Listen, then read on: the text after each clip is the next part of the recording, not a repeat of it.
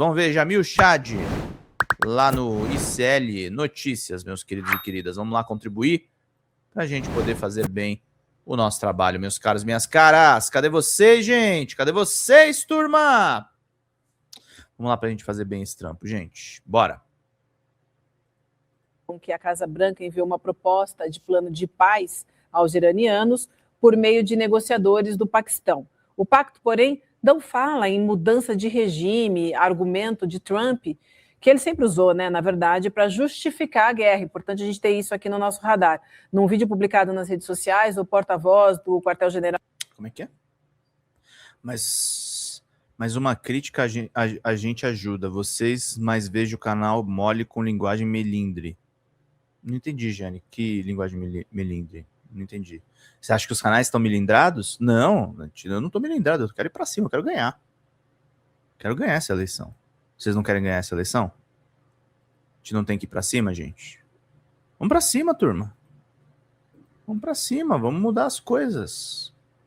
Vamos fazer as bagulho acontecer. Vamos lá.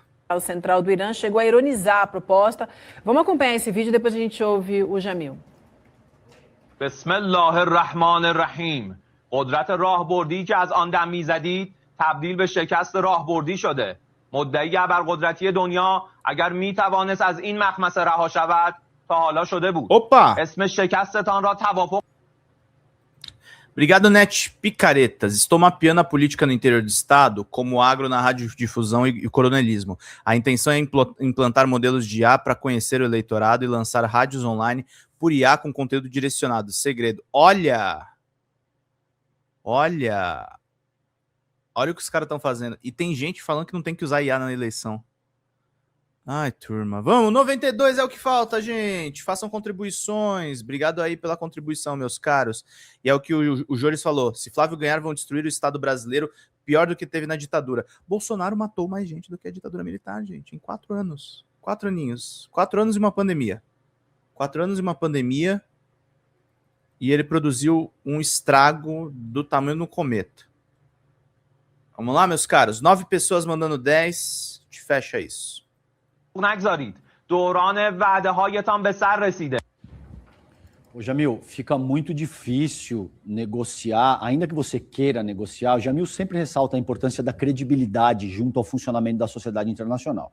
É muito difícil negociar com quem te ataca, Vivian, durante a negociação. Vamos lembrar que os Estados Unidos atacaram Teherã durante o segundo processo de negociação e o primeiro alvo foi uma escola de crianças que matou 168 meninas de 7 a 12 anos. E ao que tudo indica, houve deliberação. Eu já contei aqui, Jamil, para te passar, eu entrevistei o pai do Julian Assange, aqui em São Paulo, e ele me disse que uma das coisas mais reveladoras que os cabos diplomáticos demonstrados pelo Assange demonstrou é que os Estados Unidos bombardeavam funerais e casamentos na fronteira do Paquistão com o Afeganistão como método para desestabilizar aquelas comunidades. Me parece que eles tentaram fazer isso de novo no Irã e o tiro até aqui saiu pela culatra, né, Jamil? Como é que você avalia isso? Meu caro, bom dia mais uma vez. Olha, é muito complicado porque realmente nós estamos falando não só da potência militar e econômica de um país, mas da credibilidade, né? E a credibilidade ela é testada nesses momentos. Vamos colocar aqui no contexto. Primeiro, o Trump falou que dava 48 horas, depois ele mudou, falou que, na verdade, são mais 5 dias, ou seja, termina na sexta-feira o ultimato. Aí ele, de fato, enviou uma proposta via diplomatas paquistaneses para o Irã. O Irã admite que conversou com os paquistaneses, mas com vários outros parceiros ao longo aí dos últimos dias. Mas qual é o recado do Irã? Espera um pouquinho. Vocês querem negociar e, ao mesmo tempo, estão bombardeando o nosso país? Como é que eu vou negociar se, de fato, as bombas estão caindo? Então, esse é um problema real. O outro lado, eu diria, é Israel. Nós não temos ouvido do lado de Israel de que a guerra está caminhando para uma negociação. Muito pelo contrário. Então, também o Irã muito desconfiado de todo esse contexto. Nós estamos neste momento, está acontecendo neste momento, em qualquer momento agora acontece a votação aqui no Conselho de Direitos Humanos da ONU de uma resolução para condenar o Irã sobre, claro, os ataques contra os países do Golfo. Mas olha só que curioso, a resolução não diz que o Irã foi atacado no dia 28 de fevereiro por Israel e pelos Estados Unidos, apenas condena o Irã. Então, há toda essa assimetria, eu acho que a gente pode colocar dessa forma, e, claro, cria uma situação muito complicada que conduza a algum tipo de negociação. Esse vídeo que vocês mostraram aí, ele é muito revelador do lado iraniano. Do lado iraniano que, como vocês colocaram aí, diz basicamente, olha, não trate um acordo como um acordo conosco. Na verdade, vocês estão vendo que existe até mesmo uma fragilidade, como o porta-voz diz, não tratem uma derrota como acordo.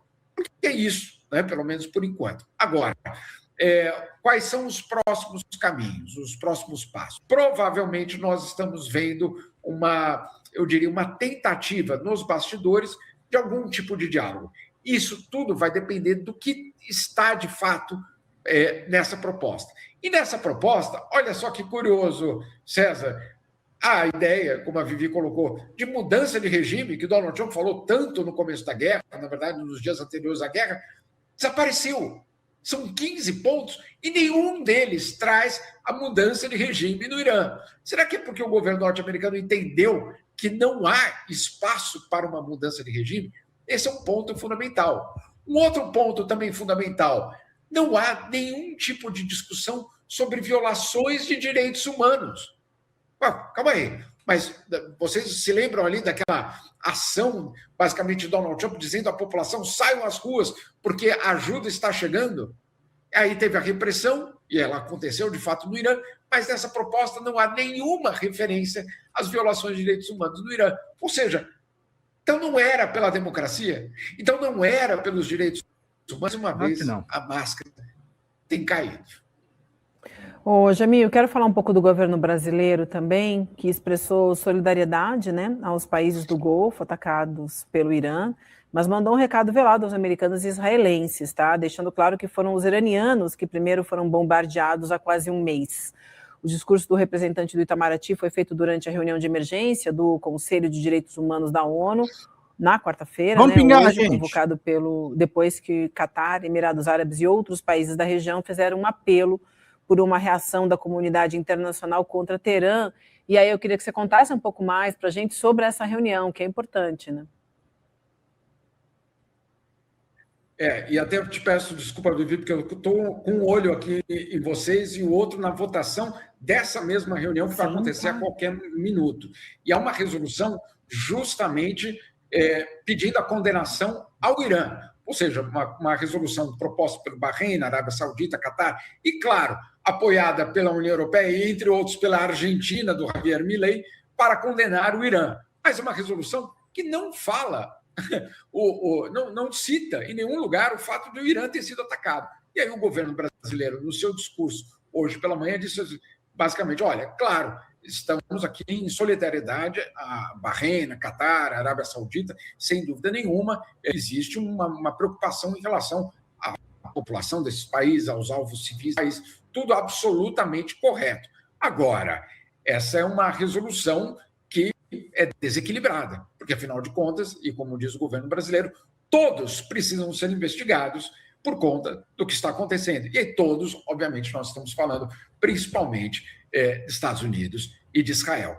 Ou seja, quando a gente vê uma resolução dessa, Vivi, e quando a gente vê um posicionamento desse do governo brasileiro, claro que, eventualmente, o governo brasileiro vai ser criticado, e aí principalmente pela extrema-direita brasileira, olha, o Brasil não está condenando o Irã. Não, não é isso. Não é exatamente isso.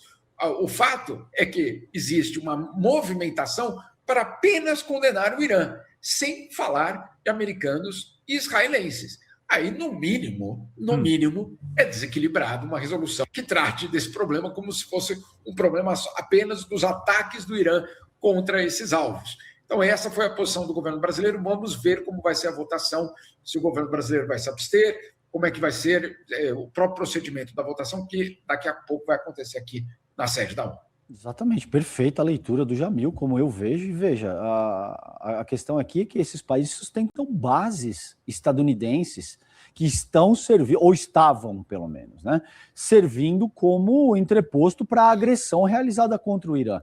E também é muito curioso, Jamil, por isso que eu sempre ressalto que o principal regulador do mundo não é a Carta das Nações Unidas, não é o direito internacional público e privado, a Declaração Universal dos Direitos Humanos, nem nada disso.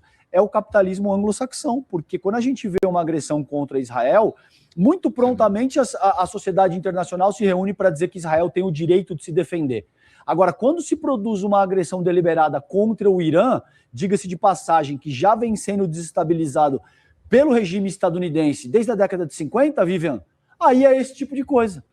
Então, é óbvio que existem 2 pesos e 2 medidas e que isso termina por implodir a credibilidade que a sociedade internacional deveria ter. Muito bem, eu quero, Jamil, qualquer coisa você me interrompe aí, tá? Sei que Perfeito, você está de olho aí na... Só não deu... Tá, vai, Jamil. Vai lá. Eita. Não, é só mesmo para concordar com o César, pelo fator absolutamente... Vamos pingar, gente, 92. Assim, lógico. Aqui eu ouvi hoje de várias delegações o seguinte: Irã atacou a Arábia Saudita e Catar, país, sem ter sido provocado. Oi? Sem ter sido provocado? Então, várias delegações vieram com essa narrativa, César, o que é absolutamente chocante, se a gente for, principalmente, ver o que aconteceu nos últimos dias. Né? Sim. Jamil, não, só te falando que se você precisar me interromper, interrompa, tá? Que eu sei que você está de olho aí na reunião, mas eu quero falar agora sobre a avaliação do governo Trump, porque ela chegou ao menor nível desde o início do segundo mandato dele. A pesquisa Reuters Ipsos, divulgada na terça-feira dessa semana, mostra que o índice caiu de 40% para 36% em apenas uma semana. A grande maioria dos entrevistados desaprova os ataques no Irã. A gente tem aí a tela mostrando, vou pedir para colocar no telão para mim, por favor, para a gente, né? Tá aí, então, Trump em queda livre, 36% aprovam o desempenho dele, 35% endossam a guerra ao Irã e a desaprovação a ofensiva, né? 61% das pessoas desaprovam a ofensiva de Donald Trump. Outro fator de estresse entre o eleitorado estadunidense é a alta dos combustíveis, que é uma consequência direta da guerra também. O Jamil, tem um meme dos Simpsons que é muito usado nas redes sociais, que é o Homer conversando com o Bart, aí o Bart fala, é o pior dia da minha vida. Aí o Homer fala, o pior dia da sua vida até hoje. Parece que o pior dia do Trump vai se repetindo, né? Sempre que falam isso, eu fico, gente, já bate no zero a popularidade. Todo dia caiu a popularidade do Trump. A popularidade do Trump caiu de novo. Parece que é um poço sem fundo, né? Ou será que a gente está chegando a vislumbrar o fundo? Porque aqui no Brasil... a gente tem uma fatia da população, 25%, 30%, que se mostrarem um vídeo do Flávio Bolsonaro jogando um saco de filhote de gato no rio, eles vão perguntar, mas também o que os gatos fizeram para o Flávio Bolsonaro? Tem mais ou menos esse piso nos Estados Unidos, que não importa o que o Trump faça, é mais ou menos parecido com esse piso brasileiro, 25%, 30%, Jamil? Olha, isso, e só para continuar na série memes, tem uma que apareceu ontem que era o seguinte, que Donald Trump está pensando em liberar mais documentos do Epstein para tirar o foco da guerra agora. A guerra está tão ruim que... Deu errado. Que está tão ruim a história da guerra, que fala, como é que era aquele outro assunto? Como é que era aquele outro assunto que a gente estava tentando fugir mesmo, que era o Epstein, né? Então vamos voltar àquilo. Não, olha, a guerra já tinha um apoio extremamente baixo no histórico das guerras nos Estados Unidos, né? A população americana, isso, para quem já morou nos Estados Unidos, você sabe muito bem disso, é um país que tem o pilar militar dele como parte da identidade do país, né? Então, sempre que há uma guerra, um ataque... Obrigado, exterior, querida! etc., existe uma espécie de mobilização. E desta vez, isso não aconteceu. Isso não aconteceu de uma forma... Por exemplo, apenas 43% da população americana, quando perguntado no começo da guerra, apoiavam a guerra. Isso era o menor nível em décadas em qualquer tipo de envolvimento militar dos Estados Unidos pelo mundo. Então, já era uma guerra que começou muito ruim. E aí, claro, com essa situação na qual o governo americano não consegue declarar vitória, nenhuma vitória, porque, né, vamos combinar aqui, podia ter falado, conseguimos tal coisa, um abraço, estamos indo, declaramos vitória, mas nenhuma vitória tem sido declarada, tem ficado cada vez pior. Para completar, o impacto econômico, e esse sim é real, o impacto econômico, principalmente dos combustíveis, que é tão também fundamental nos Estados Unidos. Para quem morou lá sabe que a questão do carro é também um outro pilar justamente da cultura americana, e quando esse carro passa a ser mais caro para você, obviamente, circular, você tem um impacto direto na sua própria popularidade. E é isso que nós estamos vendo. Então, não é uma situação confortável para Donald Trump. De repente, ele vai ter a brincadeira do Epstein, mas tem gente que acha que a brincadeira, quer dizer, que a reação dele pode ser outra. Pode ser, por exemplo, tomar Cuba, que de uma certa forma seria um desvio do que já está acontecendo como problema lá do outro lado, no caso do Irã. As pirotecnias que ele pode fazer na América Latina para desviar mais uma vez a atenção. Isso tudo grave, uma situação... a gente conhecia, isso talvez é uma questão importante, e com isso eu preciso ir mesmo, porque a votação vai começar agora. A gente conhecia o Donald Trump vencedor, mas como é que vai reagir o Donald Trump perdedor? E essa é uma questão que a gente vai precisar acompanhar.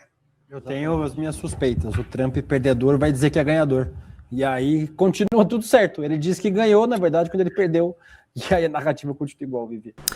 Fala, galera da Folha TV, não se esquece de se inscrever aqui no nosso canal para assistir programas como Folha Notícias Manhã, Folha Notícias Noite, o nosso Folha Entrevista e o nosso Barzinho das Meninas. Muitas coisas bacanas a gente acompanha por aqui e a gente precisa muito, muito do apoio de vocês para nosso trabalho jornalístico, investigativo, de curadoria de conteúdo, com vocês ajudando no nosso Pix, folhademocrata@gmail.com, ou mandando superchats, valeu demais, e os recursos financeiros, tornando-se membro do nosso canal, no nosso curso de jornalismo básico, para você ficar muito bem informado a respeito de tudo. Queridos e queridas, muito obrigado pela presença de todos vocês, vida longa e próspera, cuidem-se, cuidem dos seus, e não esquece de se inscrever aqui na Folha TV. Até mais!